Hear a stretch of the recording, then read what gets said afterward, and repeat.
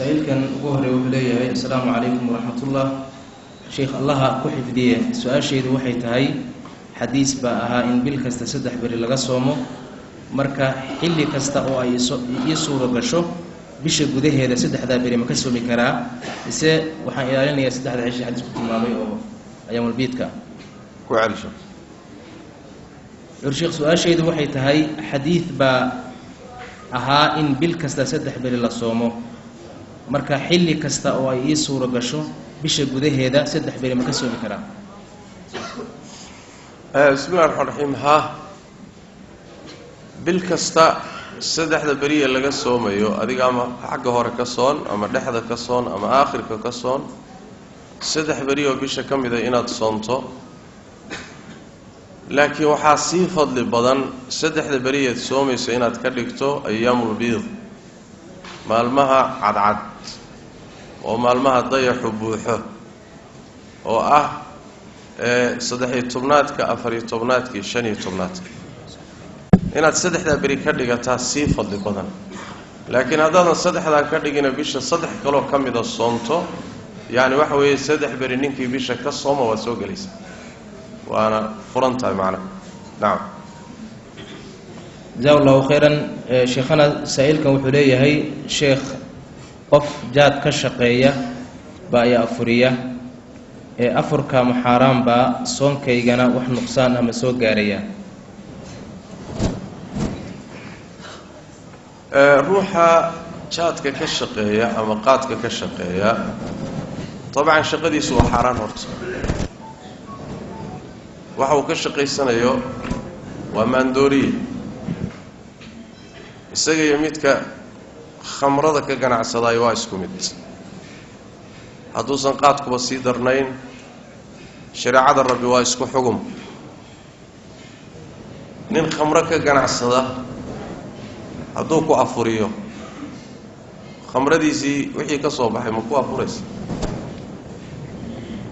ma Soomaali baynu nahay oo khamrada waynu kala fognahay waaba gaal baan dhahnaa ninka khamrada laakiin qaadku waa inaga la gedisan taana jahli ya aqoon darra keenaysa ee sharcan waxay ku kala gedisan yihiin malaha sidaas daraadeed ruuxa kasabkiisu uu yahay oo qaad yahay ama sigaar yahay ama riba yahay oo meelaha xaraanta ah kasabkiisu ka soo galo ruuxaasi xoolihiisu waa xaraan wabitaali lagulama mucaamaloon karo lagama qaadan karo afurkiisa lama cuni karo hadiyadiisa lama qaadan karo sooma marka aan noqonin 100 sano waqti ku afur yeena kugu dhahay Allahumma hadi xaraanta soo gasha haday xalaali ku dhex jirto oo midalan meel kale wax ka soo galaan buu leeyahay masaadir kale inka meel ka soo wax ka soo galaan baa jira xoolo kale oo badan oo xalaal u leeyahay markaas oo kale hadaad xalaal miiranayso waa ku fiican tahay inaad saga tagto laakiin markaas oo kale waa xaraan lama dhihi karo waxa dhici karta inaad xoolihii intii xalaasheed ay ku jirtaa dhici karto sababtoo culimadu waxay dhahaan haday xoolihiisu xalaal u badan yihiin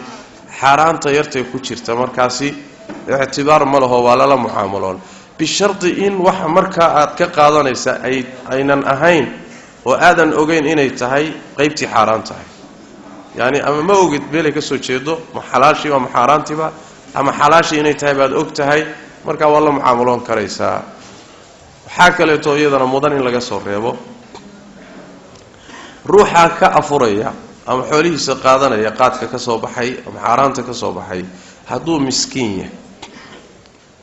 meel kale iyo uusan haysanin wax kalena haysan asaga waa loo ogolay sababtu maxay tahay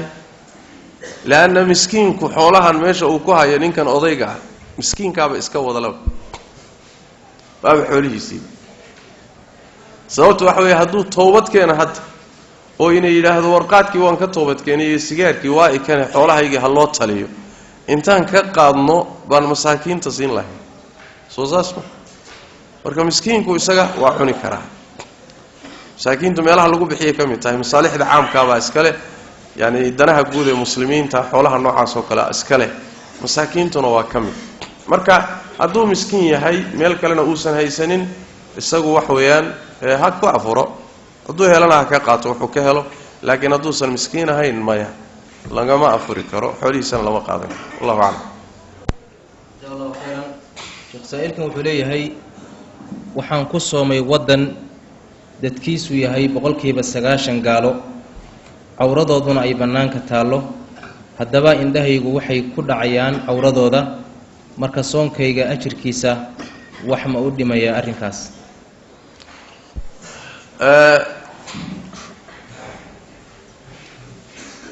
wax kasta oo xaraan ah oo xubnahaagu sameeyaan soonkaaga waxay u dhimaysaa ishaadu xaraanta ay daawanayso طبعا أجركي صون كاغي كغوانت عرب كاغو دنبيغا او كو هادلايو iyo wuxuu sameeynayo waxay ka go'an tahay soonkaagi gacmahaaga iyo lugahaaga iyo xubnahaagu wixii ay sameeyaan ajirkaagi ka go'an tahay intay dooni hadhanaato wadan gaalan ku dhaxnoolahay dadkuna waa wada qaqaawan yihiin طيب cudurdaar ma ku siinaysaa inaad iska daawato ما هذا انت كران كاغا ايش الله وقل للمؤمنين يغضوا من أبصارهم ويحفظوا فروجهم وقل للمؤمنات يغضضن من أبصارهن ويحفظن فروجهن مؤمنين ترقي الضمر بقال له حليه هالله شيء وهلا قارسيو هنا عندها اللابان marka indhaha laab inta tabarta dadaal talabaad weeyaan nabigu sallallahu alayhi wasallam xadiiskii Ali ibn Abi Talib fiirada ugu horeysaada iska leh fiirada ugu horeysa dhagta hore adaa iska leh lagu qori maayo Allahumma inaadun yaani ku sii macaansato ku sii wada meesheeda waa laakiin marka ugu horeysa isha kaaga dhaxdo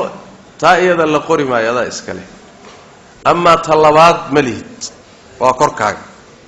iyo wixii ka dambeeyay marka dadaal intii tabartaada insha Allah ta'ala wallahu a'lam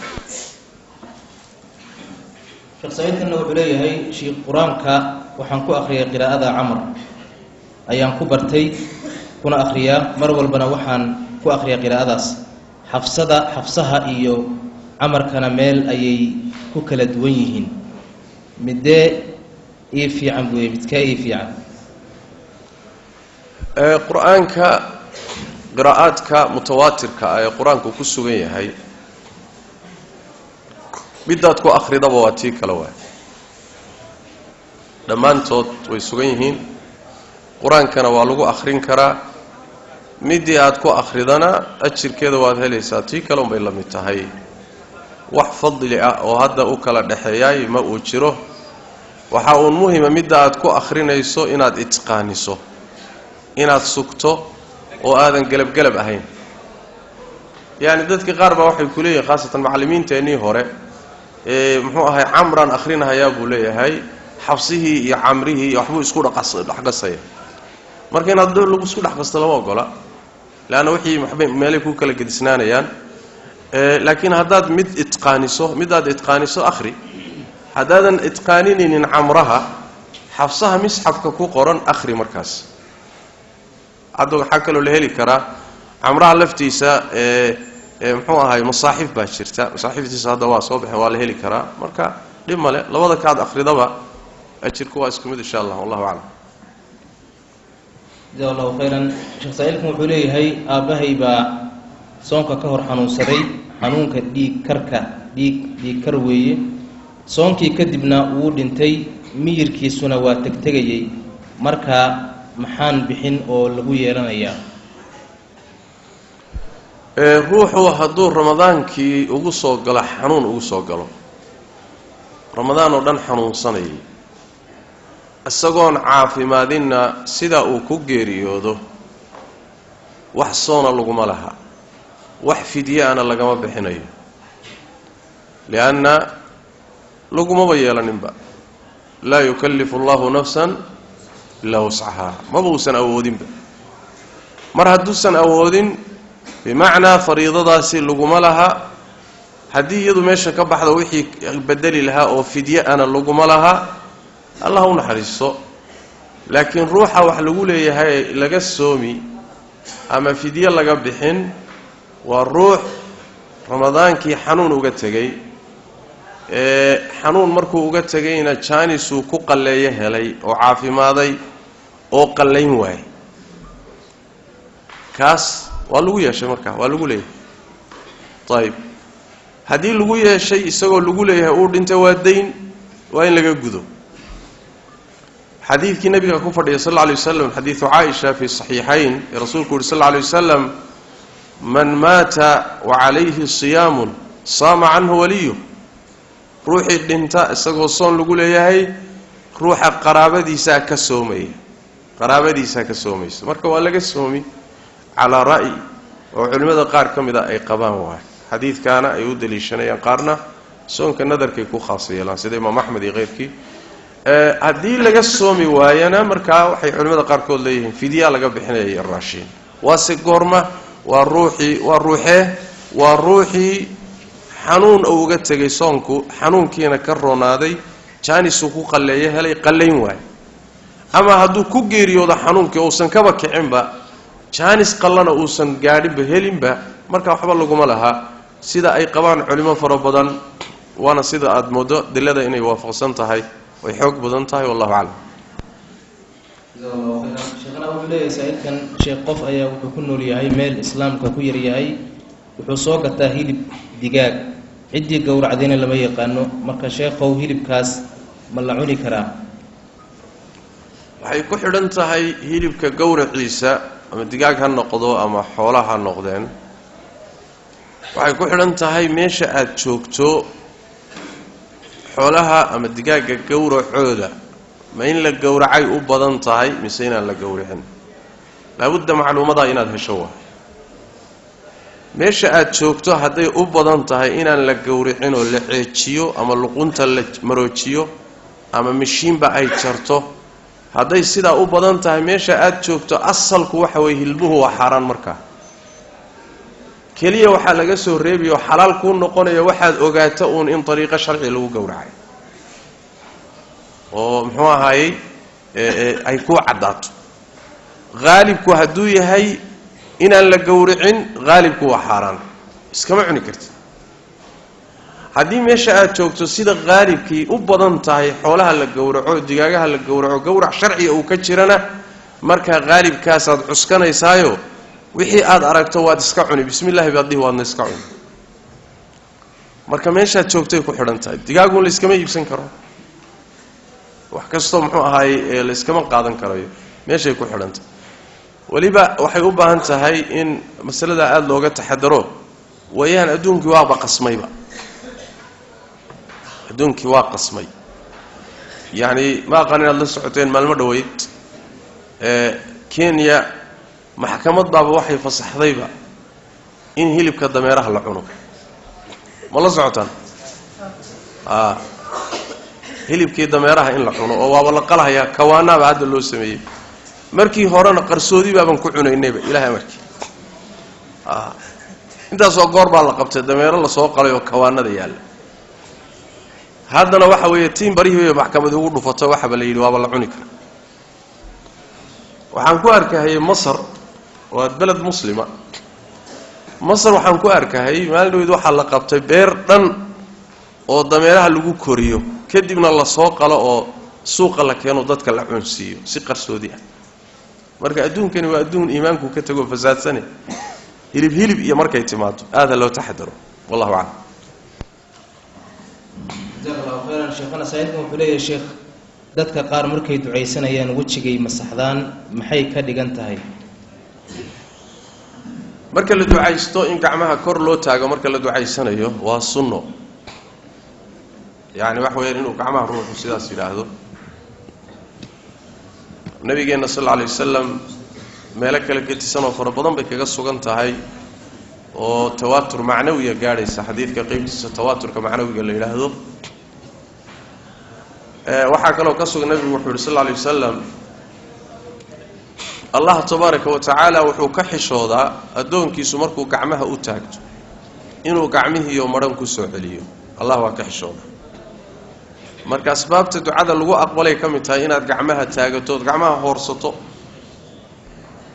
taasi marka wax weeyaan waa banaanta laakiin markii gacmaha aad hoorsato ducadaada aad dhamaysato inaad wajiga ku masaxdo waad ismarmariso midaasi daliil male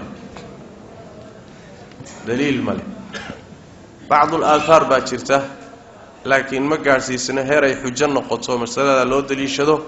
سيداس دراديد ما سقنا ساس دراديد با وحو يري الإمام العز بن عبد السلام سلطان العلماء وحو يري لا يفعله إلا أحمق يعني وجهك وكعمها الله مريو مرك دعاء كذب نين نعس با سميه بوري نين نعس بمعنى وحو تلمامي إني سنة حديثتك صاروتي السقنين عمرك إن أدوتشي مصحدا وما باهنا واد سكتي واد سكتيحو maxaad wajiga kaga dooratay xubnaha kale bas weydiis adig ma gacmaha marmaris iyo luga marka masaladaasi mas'ala sallama aha mas'alad yaani waxa weey daliil rasmi ah ma aha wallahu a'lam jazakallahu khairan sheekh gabadha saylada waxay leedahay sheekhow waxaan doonayaa inaan i'tikaafo waxaan ka baqayaa inuu iga jabo si uusan iga jabin ma isticmaali karaa kaniiniga dhiiga joojiya si aan u i'tikaafo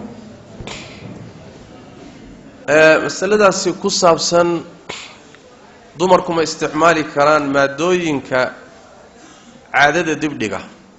si ayna cibaadadu uga kala go'in xajko kale ramadaanko kale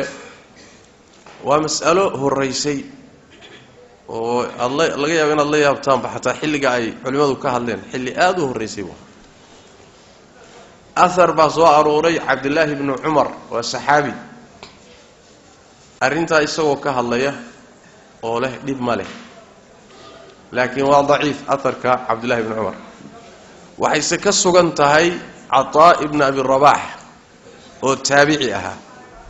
Abdullah ibn Abbas arday u aha ila waaga waxa jiray maadooyin la isticmaalo dumarku isticmaalaan oo caadada dibdhiga ila waqtigaas ay marka culimadu ka hadleen waa ardadii saxaabada waqtigooda culimadeena mucaasiriinta hadda joogta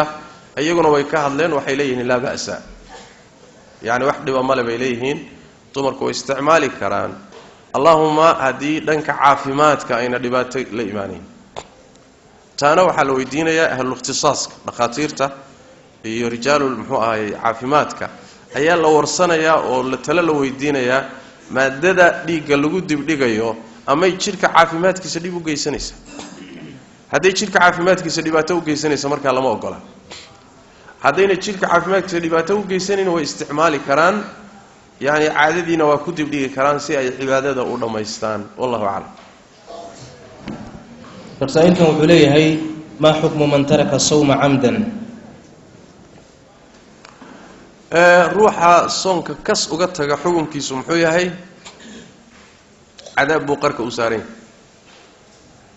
khatar buu ku jira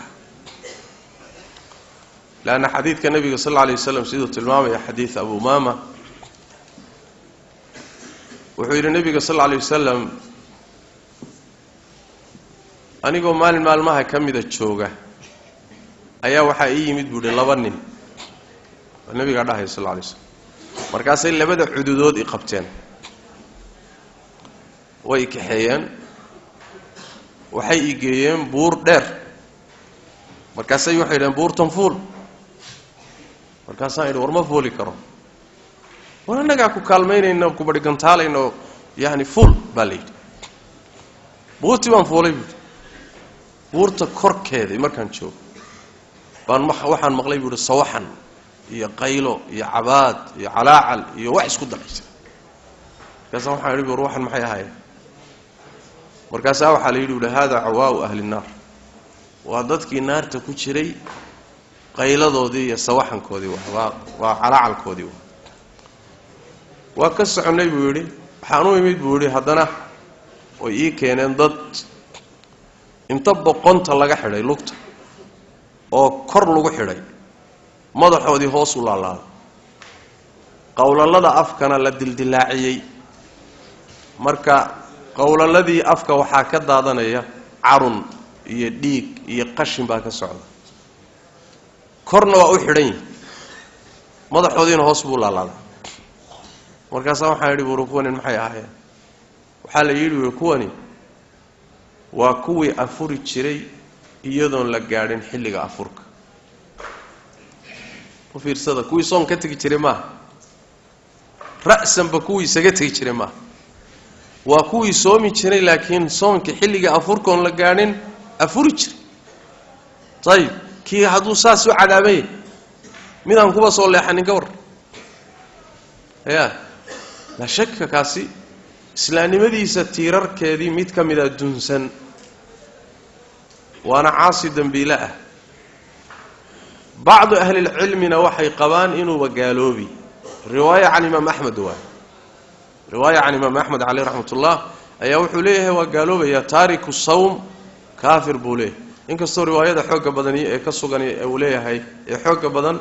uu leeyahay ma waa muslim caasi maadaama uu tukanayo haddana riwaaya jirta leeyahay uu gaaloobaya marka waa halis soonka in laga tago maaha waa in la ilaaliyo waaba ku fiican haysaan isleeyahay Soomaalidu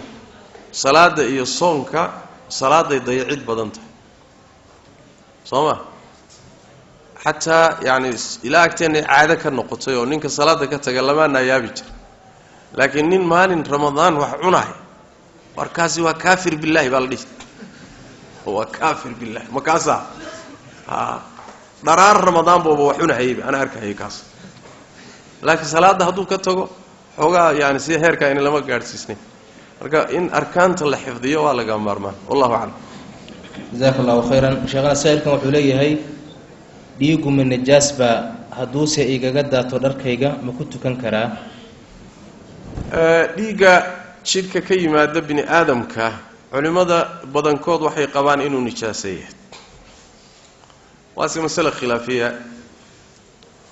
oo qaar baa waxay leeyihiin nijaasa maaha احتياطك wuxuu ku jiraa haduu maradaada gaadho iyo haduu jirkaaga gaadhaba in la iska dhaqo laano waa sida culimadu u badan yihiin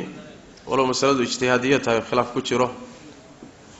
culimada qaar ka midna u dalishanayaan xadiidkii Abu Daawud iyo ku yimid ninkii saxaabiga ahaa ee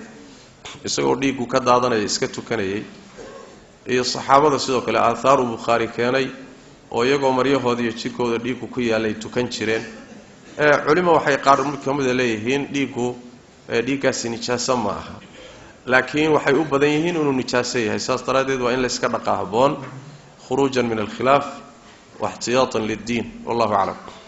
jazakallahu khairan shaykhuna wuxuu leeyahay sheekh sideen isaga ilaaliya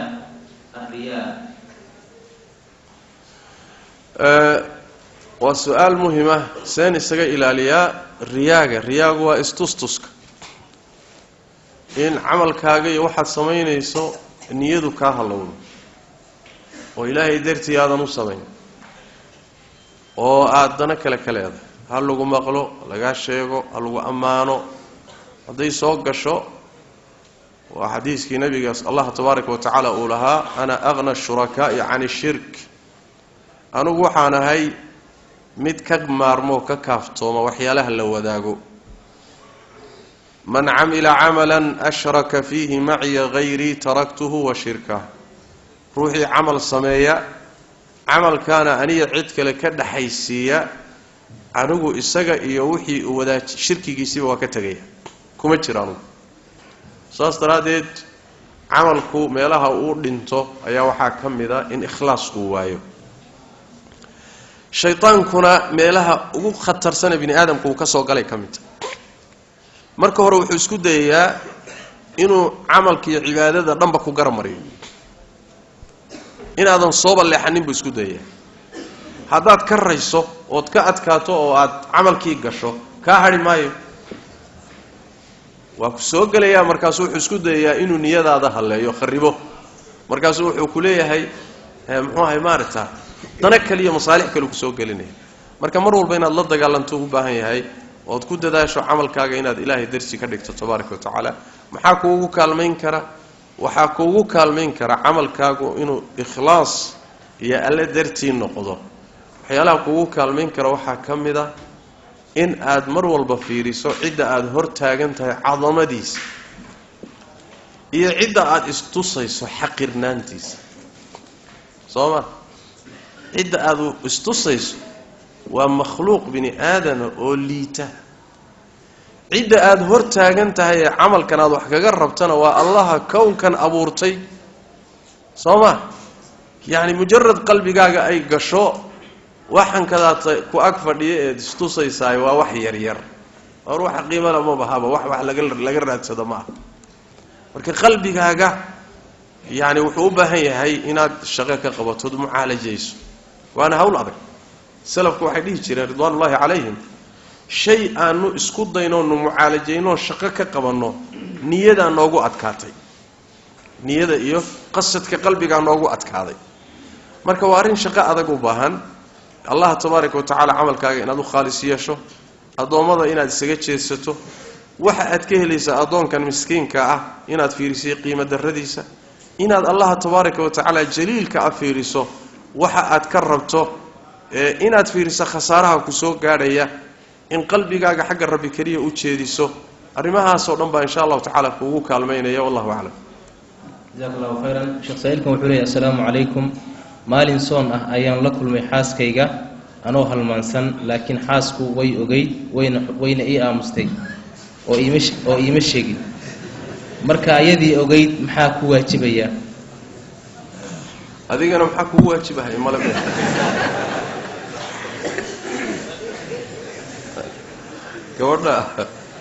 gabadha masaladeedu soo raadinaya isaga tiisiina waa halmaamay ninkaas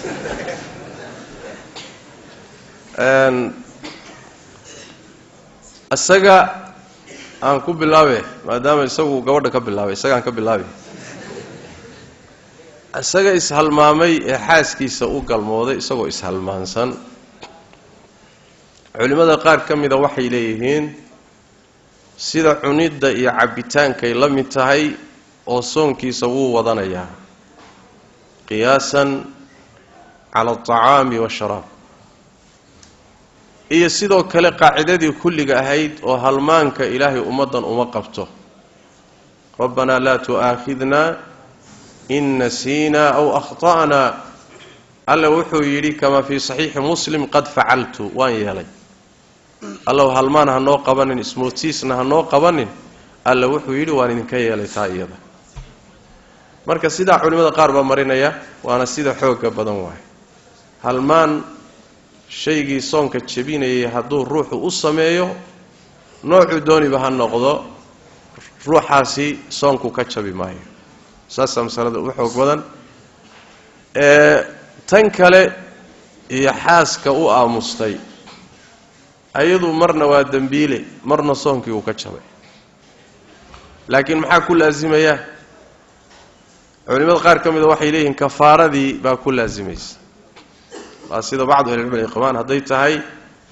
dhaakira tahay mutaawicana tahay mutaawica wa hadan la qasbin waay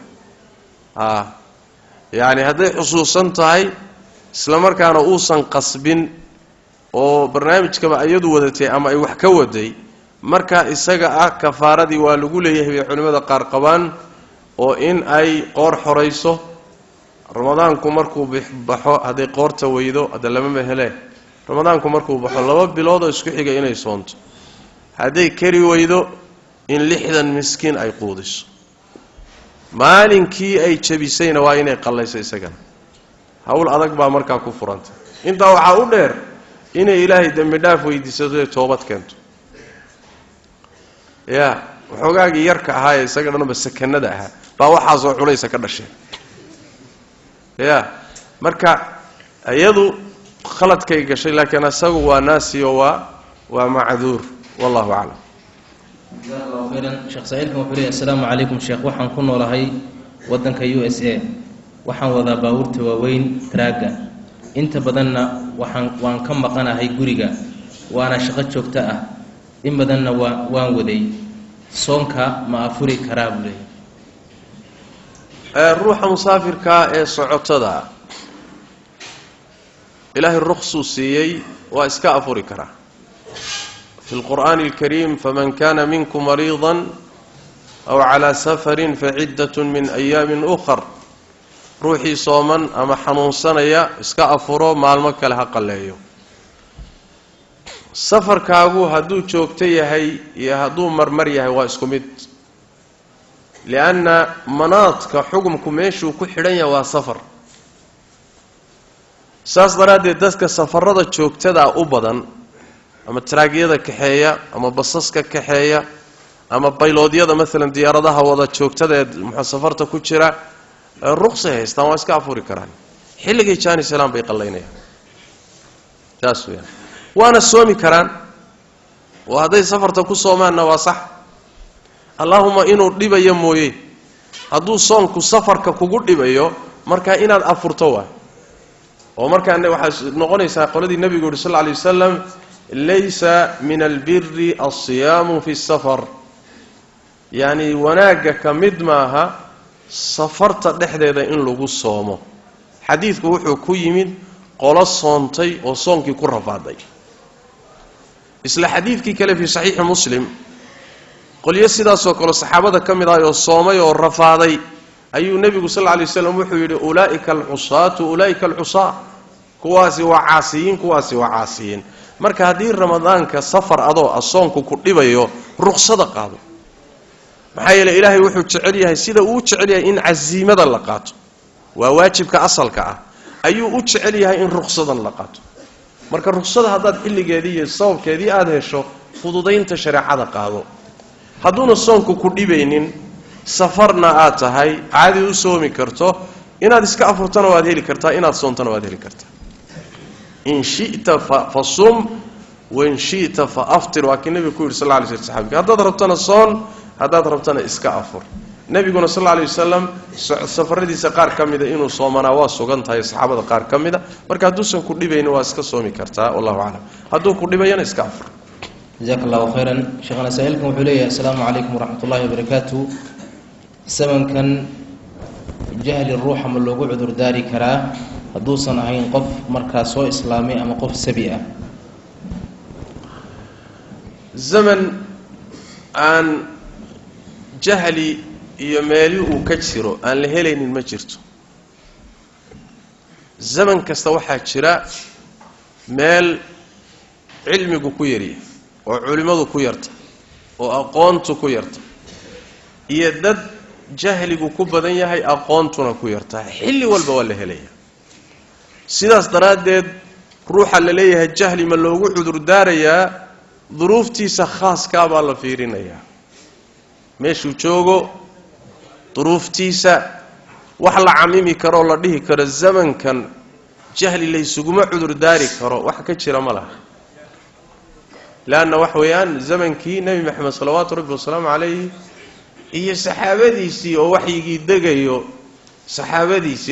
degayo oo nebiga la joogaan ba marar fara badan waxaa ka dhacayay arrimo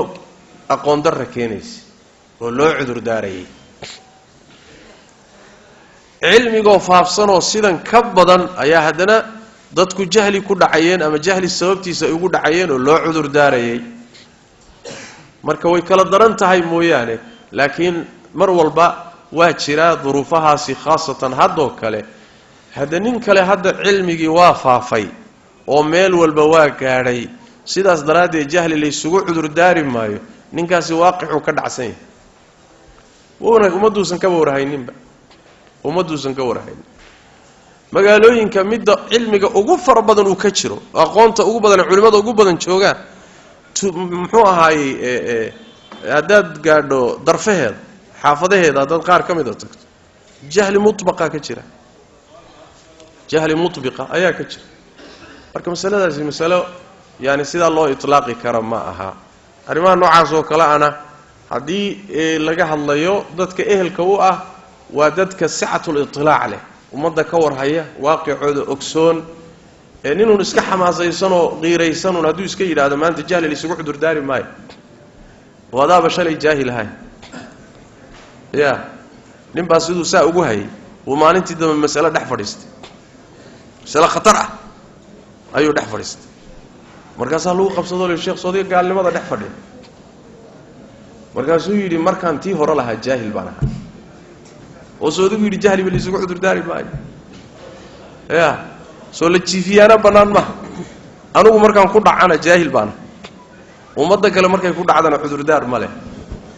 adeer baasu jeebkaaga kuma jirto waay markaas mas'alo kaleeto weeyo marka ay culimadu leeyihiin man nasha'a bibaadiyatin baciida aw qariib alislaam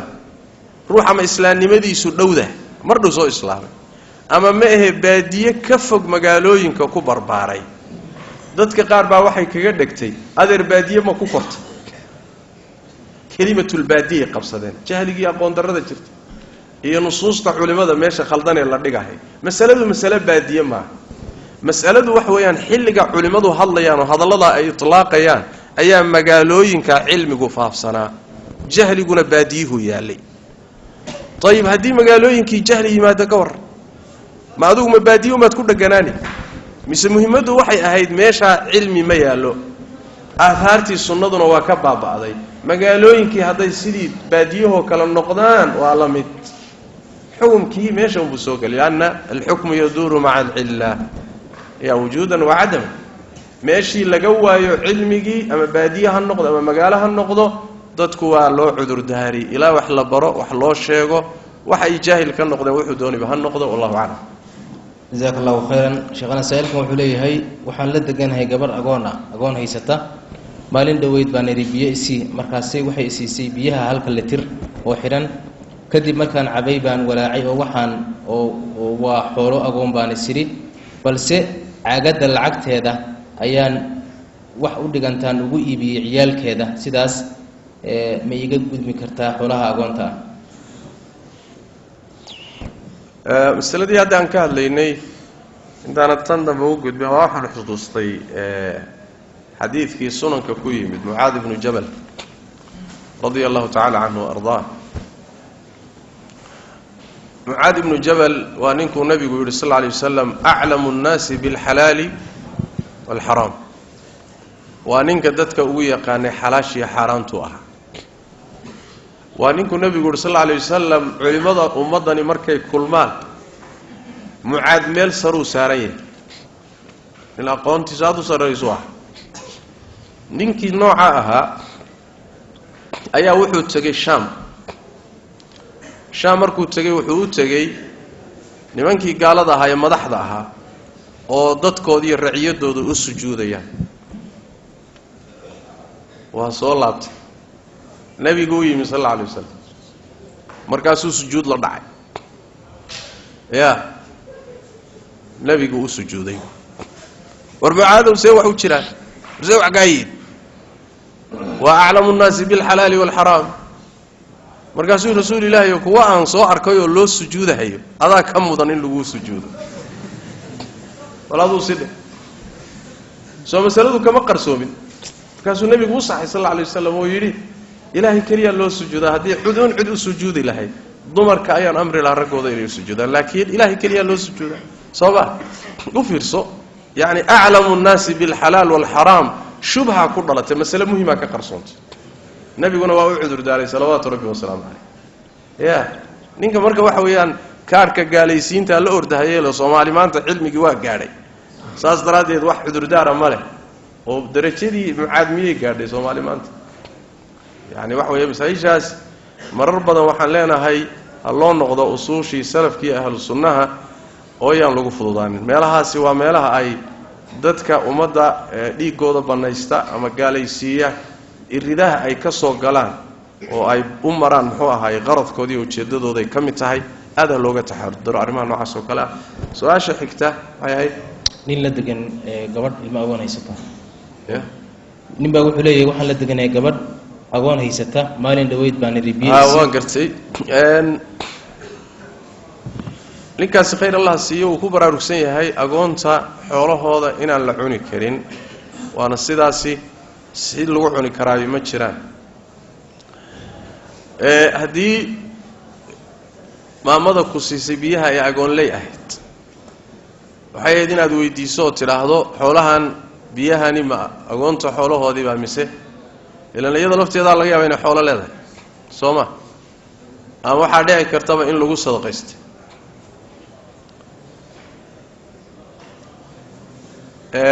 marka taayada ah saameyn محل قاسي أهيد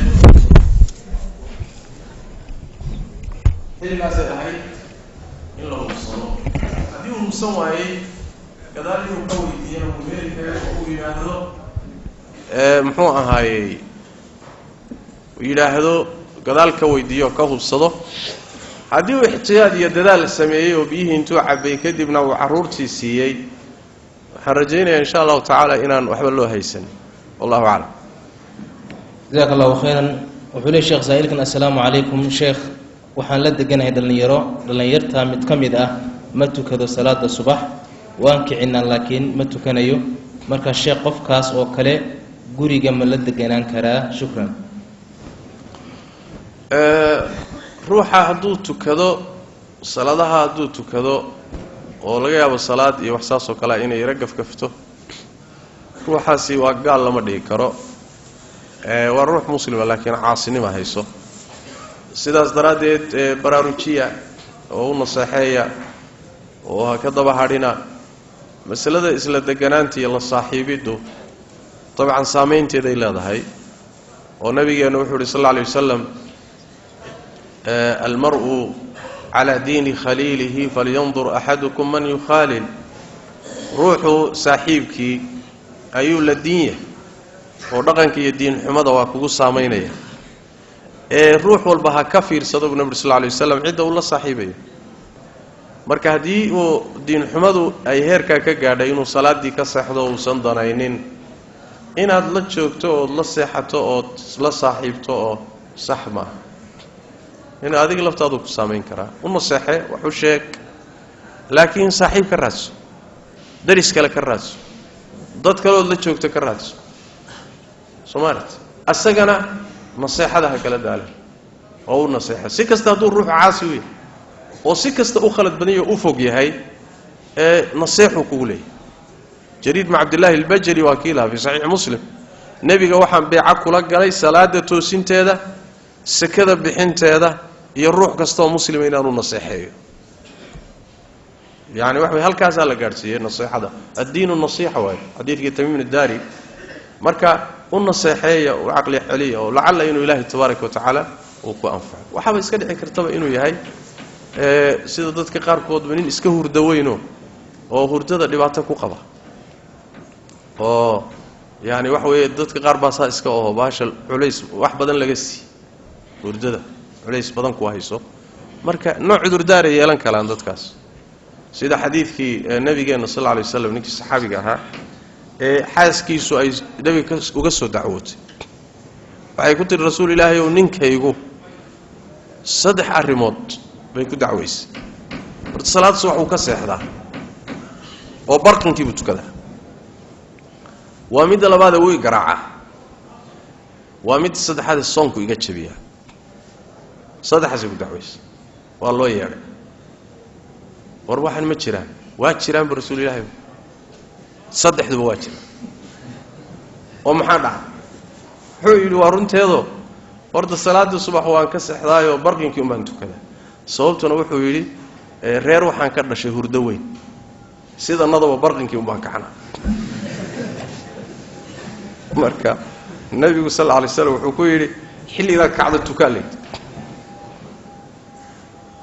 tii kalena wuxuu yiri gabadha waa runteed waan garaacabu laakiin waxaan ku garaacabu yiri suurada quraanka kam aan ka aqaanoon akhristo bay iga akhrisataa marka waxaan ka kari waayay na suuradahayga ii daaban ka kari waayay markaas nabigu sallallahu alayhi wasallam wuxuu yiri war adiga iyada way idin ku filan tahay quraanku gabadha daaba leeyahay garaac tii saddexaydna wuxuu yiri soonkan ka jabiya waa sax maxay nin dhalinyaro baan ahay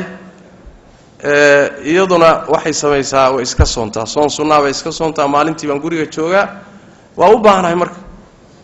aniga u baahan bay sooman tahay saas daraadeed waa ka dulboodaya soonkana waa ka jabinayaa taa iyada isaga lagu garsiiyo nabigu wuxuu ku yiri sallallahu alayhi wasallam waa meesha ku imaanaysa xadiiska dhahaya haweenay uma banaana inay soonto ayadoo ninkeedii joogo soon sunna inay soonto ilaa idankiisa mooyee inuu u fasaxo mooyaane inay iska soonto maya marka يعني meesha waxa ka muuqata nabigu sallallahu alayhi wasallam hurdaweynanka inuu meesha cudurdaar nabigu ka bixiyo sallallahu alayhi wasallam yani wax lagu kala xtagi karo ma la dhigi karo nin kasto hurdaweyn ha iska jiifama laakiin waxa dhici karta oo suroobi karta ruuxaasi inuu yani noocaas oo kale yahay waxay dooniba ha noqotee una naseexeeya muxuu ahaayay xaqiisana wixii idin kaga iimaan lahaa iska ilaaliyo ka taxadara wallahu a'lam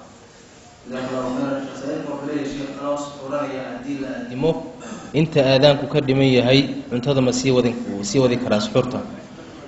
xadiid khaas ah masalada ku soo arooray asalku wax weeyaan aadaanka dambe in suxurta lagu joojiyo asal ah waana aayada quraanka macnaheedu ku tusayso wakulu washrabu hatta yatabayyana lakum al-khayt al-abyad min al-khayt al-aswad min al-fajr ilaahi kala cadaadaan labada liilan kala cadaantooda inaad arkayso iyo in aadaanka aad ku garato labaduba waa saas daraadeed baa nabigu wuxuu sallallahu alayhi wasallam aadaanka bilaal yuusan cuntada idin diidin laakiin ilaa uu ka aadaamo ibnu ummi maktum min indalabu ahaa wa kana la yu'adhinu hatta yuqala lahu qad asbahta warwaagi waa bari ilaa lagu yiraahdo muusan aadaami jirin marka ninkaas aadaanka dambe aadaami jiray aadaankiisana cuntada lagu joojin jiray asalku waa saas laakiin xaalad naadira xadiid ku soo aroortay xadiidkaasi waa xadiidka cinda ahlus sunan ku yimid ee nabigu sallallahu alayhi wasallam ida sami'a ahadukum an-nidaa wal inaa'u fi yadihi fala yad'ahu hatta yaqdi haajatahu minhu midkiin hadii uu aadaanka maqlo isagoo weelkii gacantiisa ku jiro weelka gacantiisa ku jira yuusan dhigin ilaa uu xaajadiisa ka guto marka maxaa la yiri wal inaa'u fi yadihi weelku waa inuu gacantaada ku jiro cuntadii waa inay gacantaada ku jirto ama weelkaad cabayso waa inuu gacantaada ku jiro mid xagga yaalo oo raadsan doonto soo qaadanayso maya mid jikada laga soo wado la soo diyaarinayana maya waa mid aad bilowdo dhexda ku jooga waay gacantaadana ku jira kaasi aadaanka intaan la dhamaynin ba waad kala tuuri kartaa Soomaa sidaas daraadeed waa xaalad khaas ah oo nusuusta caamka ah iyo khasisaya baa leeyahay xaaladaasi waxa xoojinaya athar kaleeto isagana yani xoojin karaya culimada qaar kamid ah ilayeen say laftiisu waa xasan oo Umar ibn Khattab radiyallahu ta'ala anhu wardaah ba maalin la soo nabiga la suxuurtay sallallahu alayhi wasallam suxuurtii oo uu gacanta ku hayo ayaa lagu aadaamay Umar markaasuu rasuulullaahi ma iska dhiga ma xaajadaada ka gudo ku yiri marka xadiiskan iyo labada xadiis iyo marka la isu geeyo waxay tilmaamayaan in xaaladda khaaska haday ku qabsato ka gaarsi laakiin wixii xaaladda aan ahayn raashin la soo ridan iyo mid la soo qaadan iyo mid la soo wado iyo mid ku ag yaala midna ma aha wal inaa'u fi yadihi wa weel gacantaada ku jira wallahu a'lam jazakallahu khairan sheekh saa'ilkan wuxuu leeyahay sheekh matagu ma najaasa mise waa daahir mantaga masaayishi waagi hore buuqeedu taagnaa mantaga inuu nijaaso yahay waa say culimadu u badan yihiin nijaasanimadkiisa waa sida loo badan yahay waxayna u daliishanayaan daliil khaas ma laha oo aayad quraan iyo xadiis ma laha nijaasanimadiisa sheegaya laakiin waxay u daliishanayaan culimada badankood waxay leeyihiin waa shay caloosha gaadhay asagoo doorsoomayna soo noqday marka shay kasto noocaasana waa nijaasay leeyihiin wax daliil oo khaas oo ku soo arooray ma jira nijaasanimadkiisa hal xadiis baa jira xadiis yaasir abu yaasir buu ahaa oo waxaa jira daciifa bal baatil ah al-imaam an-nawawi imaam ad-darqutni imaam al-bayhaqi ay mada xadiiska waliba shaafiiciyada ah waxay leeyihiin xadiiskaasi wax jira ma ah waa xadiis baatil oo sugnayn halka xadiis baa jira isagana warkiisa lama hayo masaladaasi marka fuqahadu waa u badan yihiin inuu nijaaso yahay idinkii iska dhaqayo oo ka qaadanayana ihtiyaad ka qaadanayana la baasa laakiin mas'ala khilaafiya way wallahu a'lam جزاك الله خيرا شيخ سائلكم وحول الشيخ الله أكو حفظيه هدان آبهي قرآن أخريو أجر كيس مقاريا هاي أبا وأخريها آبهي هدان قرآن أخريها أوردنتي دنتيها قرآن ميد لو أخريو ومسألة إيضنا خلافية واحد دليل خاص الله ما هيو آيات قرآن والله يسميدتك قرآن وأخرية ما هين حديث نبي والشيخ يميدك قرآن الله أخرية ما هين انت أمركي لقى الريبانا صحابة دي علماء دي واسكو خلافه يعني علماء دي واسكو خلافه قارك قباء إن لو أخرين كرو وحي ليه هنا وقا قياس قادنا يان أعماش خير كسكناتي دليل كالي أنبو لمي ديها ومحا سكنو دليل له وحا دليل للصدقة وحا دليل للدعاء وحا دليل لحجك وحا دليل لعمرة كواسي إن ميتك الله الصمين ويقاريان والله الصمين كرو أدل إله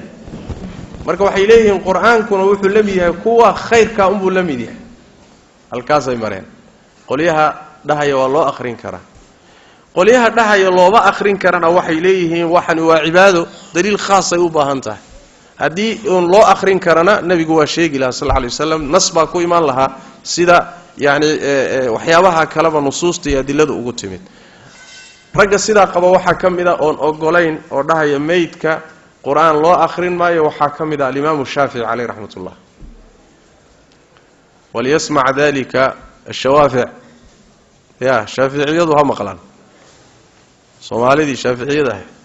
إمام الشافعي مقبل ميت قرآن الله آخرين يا من رأي واحد يجري معه من رأي يقول والله يا شيخ فرح بدنا محل يجري إيه أنا مارت كمان يالك هاي في دميه ورد صالح ميل هيسا magacyada u badan uu kala duduwaya midba suurada khaas ah akhriya marka masaladu iyadoo khilaafiyada hadana imaam shaafi'i alayhi rahmatullah wuxuu kamid yahay culimada qabta maya wuxuu daliishanayaa wa alaysa lil insani illa ma saha ayadaas uu daliishanaya almuhim waxa fiican sideedaba shaygu haduu yahay wax ka qarsoon oo aad wax ku rabto wax la hubo la qaataa wax la hubo waa la qaataa marba haduu muran galay daliil loo haynin waxaad uga leexataa wixii la hubo oo sadaqa ah ya oo xaj oo umra ah khayraadka kale oo ducada ah khayraadka kale nusuusta leh u leexo yada la huba tan muran ku galay Soomaha ina iska diisaabo haddaad se ku qanacdo oo raayiga kale culimadu qabto waa loo akhrin karaa aad ku qanacdo ruuxu uu akhriyo dhimale waliba ragga qaba in loo akhrin karo oo uu gaadhayo waxa kamida Sheikhul Islam Ibn Taymiyyah kamida Sheikhul Islam Ibn Taymiyyah ayaa kamida wuxuu leeyahay sida daacaadka kale ayuu la mid yahay oo quraanka waa loo akhrin karaa dadka dhintay marka haddaad raayiga ku qanacdo daliil ahaan ugu qanacdo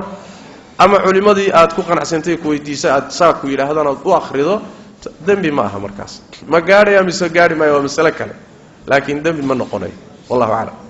جزاك الله خيرا شيخ سائل كان دور سؤال soo qoray su'aasha koowaad wuxuu leeyahay sheekh muxuu yahay xukunka cabitaanka Coca-Cola iyo Pepsi-ga su'aasha labaad haday jamaacada ku dhaafto kaliya ma tukanaysaa mise waxaad la tukanaysaa jamaaca kale su'aasha saddexaadna waa tii muxaadar laga dhigay xukunka qishka fil imtixaanaad muxuu yahay afiiduni fadakumullah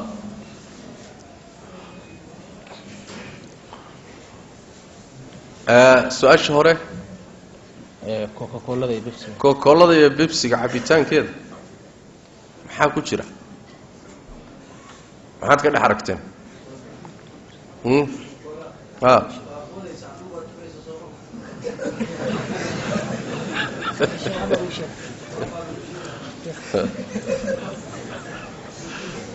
diga wale ajaib waa boodaysa anduufay tuuraysa kula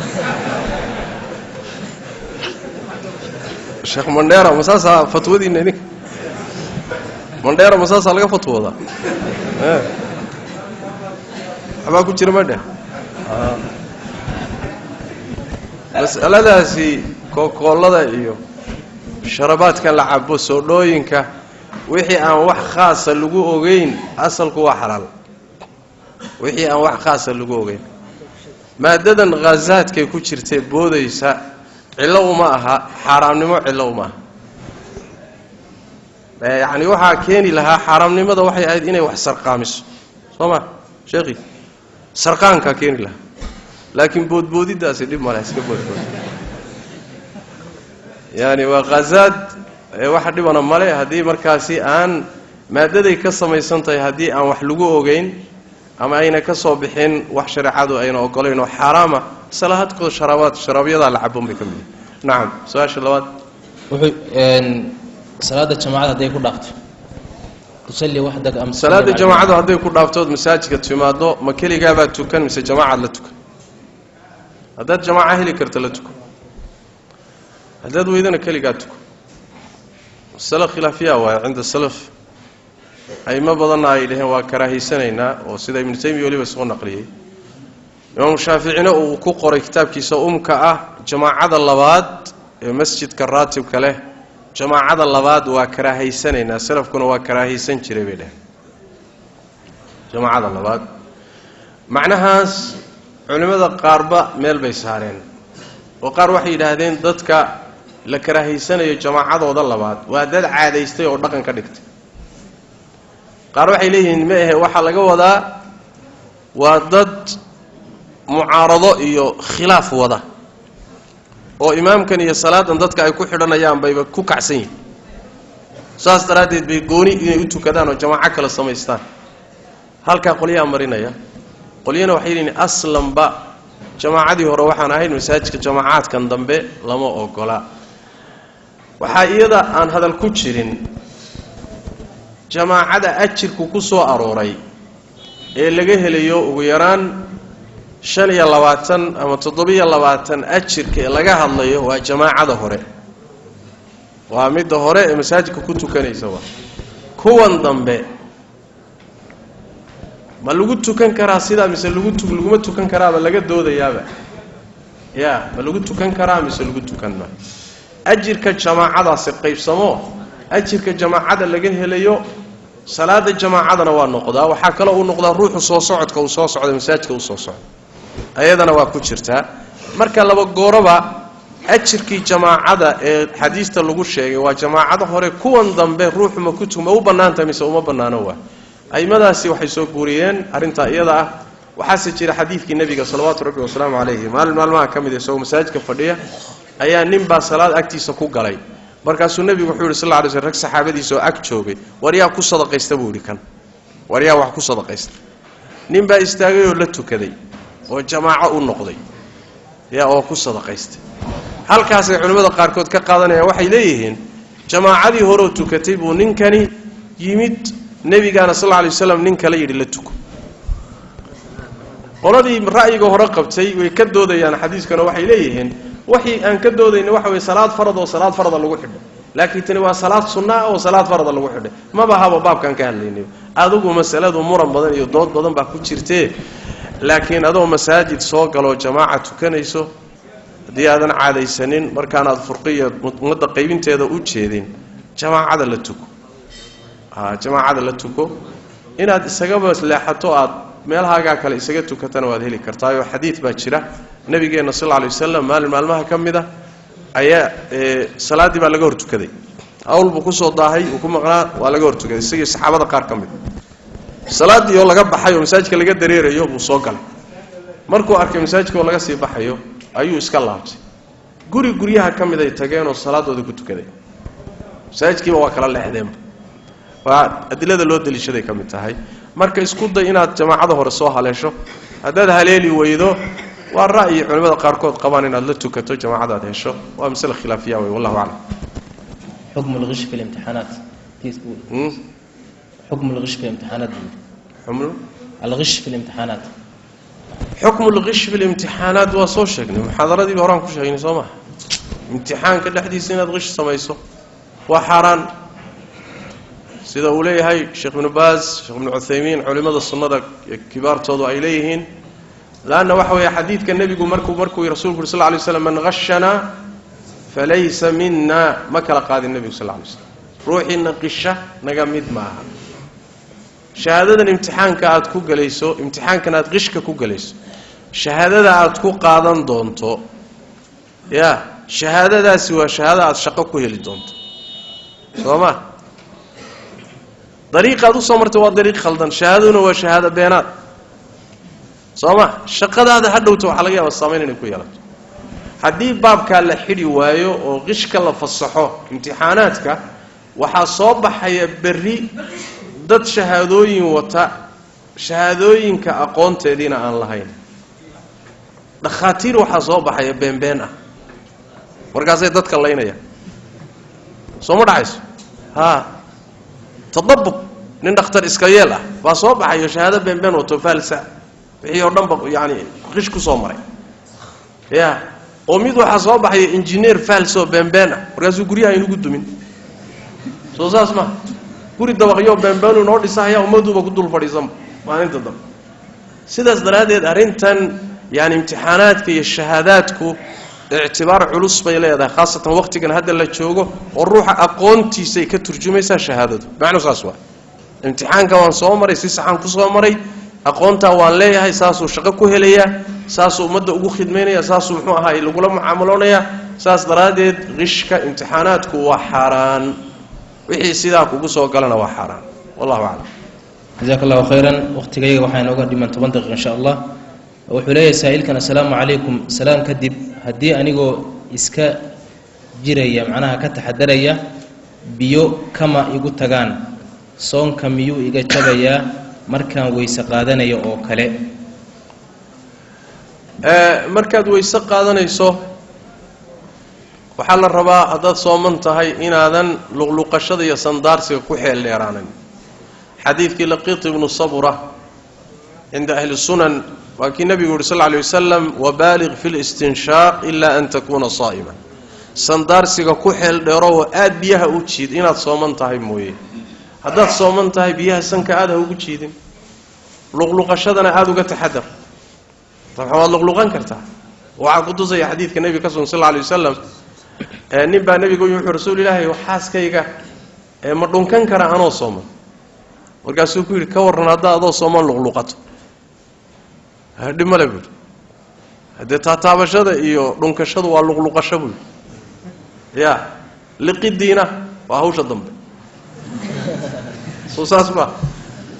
مركا لقلقشة إيو سندارسية إيو واسح لكن هكو حل ديراني هدي آت سميسو أو أي بيو كوكو تغان صون كي متشبيا هذا تحدرية وان كو تلقشانين هذا كوكو فكدان ما يمتشبيا محايل حقي سوق ليسا لا تؤاخذنا إن نسينا أو أخطأنا بيسوق ليسا وكتلق الآن صوما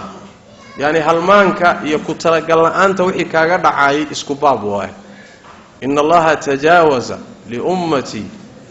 عن الخطأ والنسيان وما استكره عليه هالمانك يوحي سموستيس ودعا يوحي اللغو قصف أمد إذا إلهي واكر دافي والله أعلم جزاك الله خيرا شيخ زايلكم وحليه هاي الشيخ إلهي درتي بان كوجع الله كحفديه هدي أن دهو بيري قبر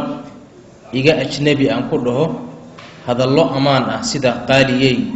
شرفي قروحي يوحي لمدا صون كيجا محي محو أدميا بس محو أدميا مسه مدن بيبا شكرا بسم الله الرحمن الرحيم haweeney ajnabi ka ah oo xaaskaaga ahayn oo hooyada aan ahayn oo maxram ku ahayn qaaliyay iyo sharafay maxaa ku galiyaaday ya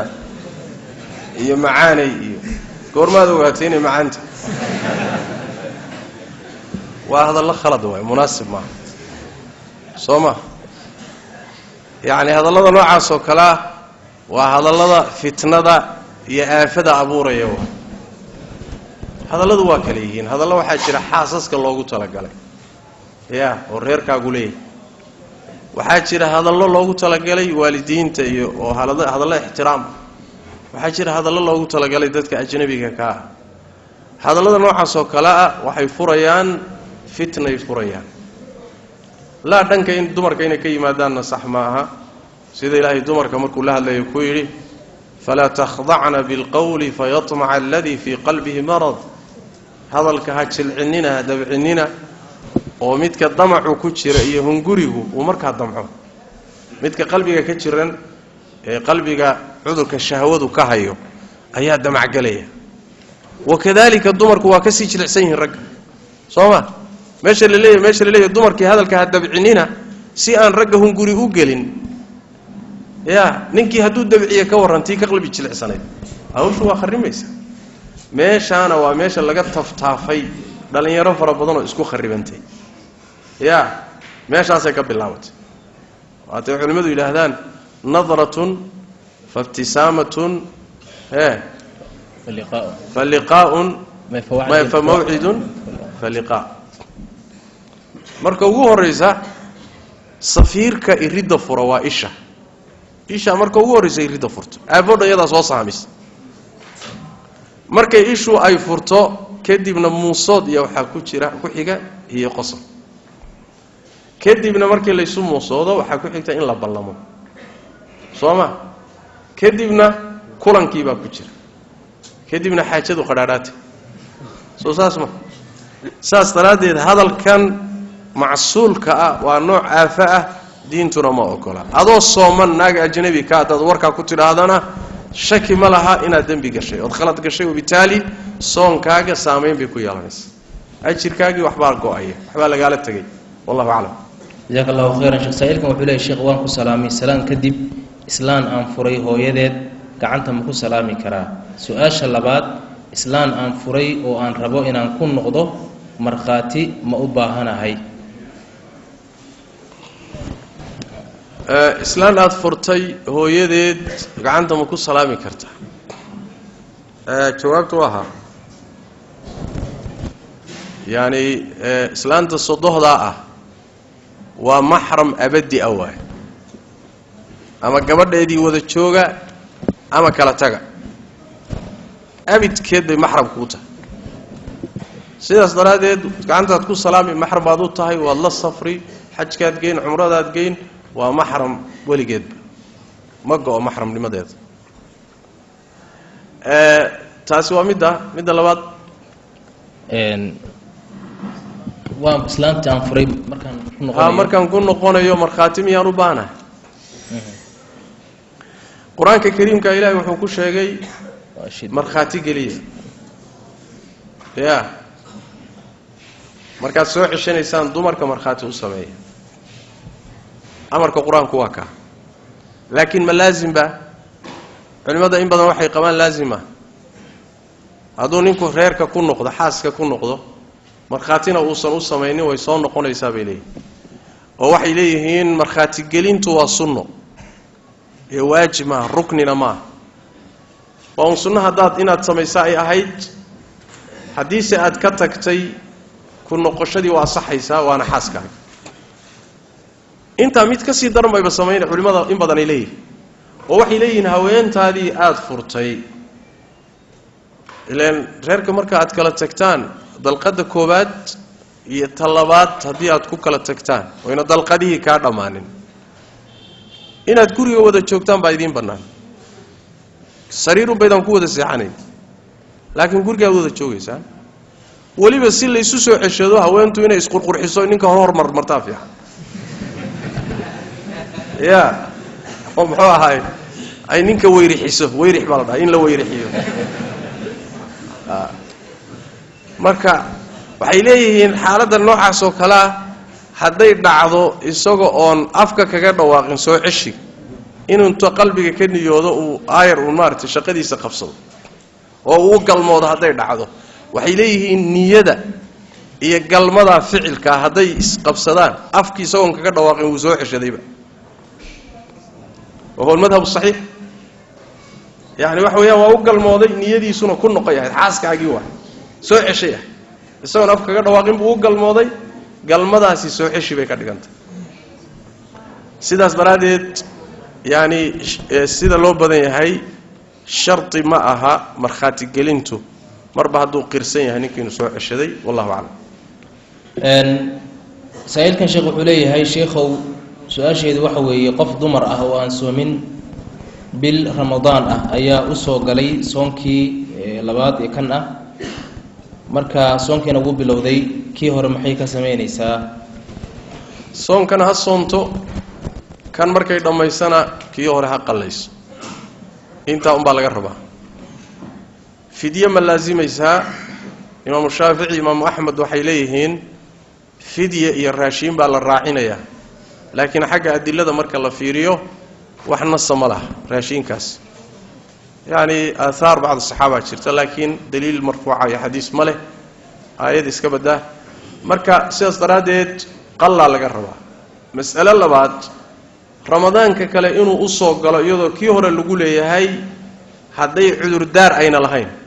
oo iyadoo soomi karto qallayn kartay ay dayacday ilaa ramadaankii kale soo galay halkaana dembi baa ka dhashay towbad baa laga rabaa haddii ay cudurdaar lahayd sanadkoo dhan sidaa ramadaankii kale ku soo galay markaa dembi ma leh qallihii unbaa laga rabaa haddayna cudurdaar lahaynna waxaa laga rabaa towbadna waa laga rabaa qallihiina waa laga rabaa wallahu aclam sheekh xuseen muadin baa su-aal keenaya wuxuu yidhi sheekh xuseen kaale hadda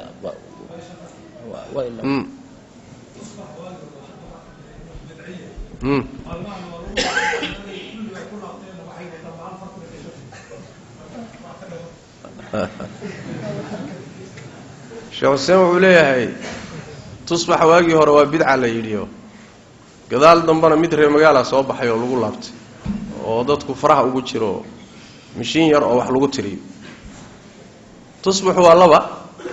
midka xaragada oo la isaga xaragoodo kaasi waxa weeyaan wax cibaadaha iyo shaqo kuma leh xariifiinta iyo ragga xaragooda qaata laakiin tusbaxa cibaadada loola qastaay ee marmarka qaarkood inta laga badbadiyo sida misxaf oo kale la gaadhsiiyo xataa dadka lagu dhaariyo tusbax baa dhulka loo dhigaa ka tilaabsaa la dhaha ma tilaabsan karo soo ma